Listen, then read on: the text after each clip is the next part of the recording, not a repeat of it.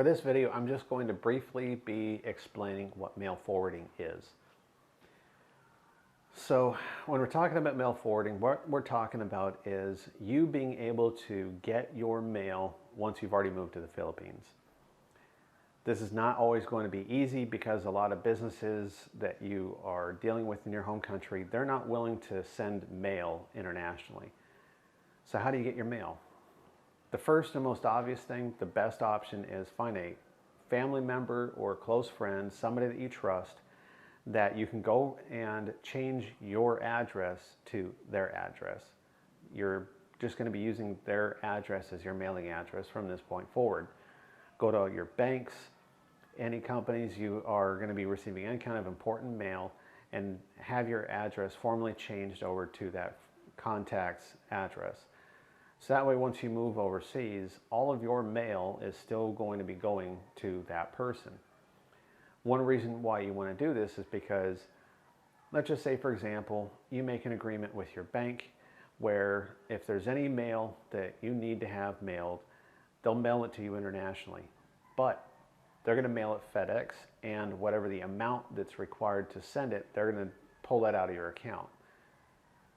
That can be good if they need to mail off, say, a new debit card or ATM card. But if they're just going to keep mailing you random stuff like promos on auto loans or your monthly statements or just whatever random, hey, we've updated our user terms and agreements, and they're going to be mailing this junk mail out to you, charging you out of your account for the mail. It's stupid.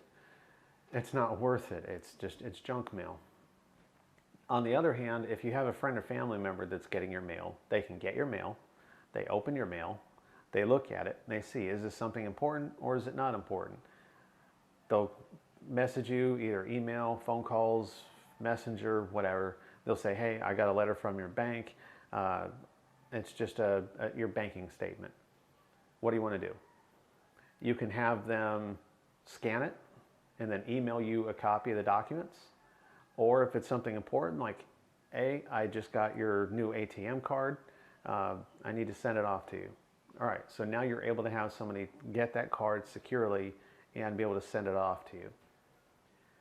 If you have any other documents coming in, letters from doctors that you were still waiting on, if you have any, just whatever mail that might be important, by having somebody that you trust, a friend or family member, they can open your mail, read it, and determine if it's important for you. They'll message you and ask you, but the main thing is they can take it somewhere, they can scan it all in and send it to you digitally.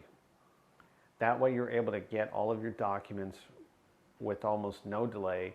It's very easy, you've got all that stuff, and then you can decide what to do with it from there. Now let's just say, for example, you do get a new bank card. Do you want them just sending you that letter where it feels like a card? It's going to have a higher risk of getting stolen because somebody thinks they might be able to use your card. If you have a friend or family member that's doing it, if they just go and find like a cheap used bookstore, buy a small, cheap, old paperback, slide that ATM debit card, whatever, into the paperback book, wrap it up, and FedEx it over to you. Some socks. They'll go get you a couple pair of decent, socks.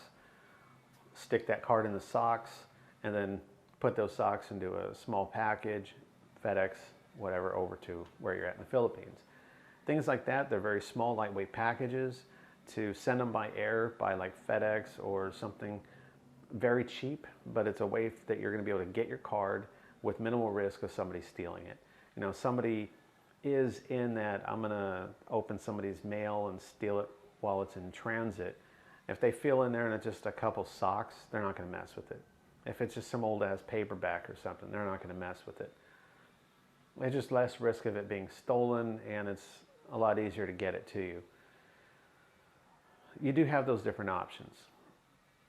Now, the other half of mail forwarding is, let's say you're already in the Philippines and you want to order something online, but you want it to be shipped to the Philippines.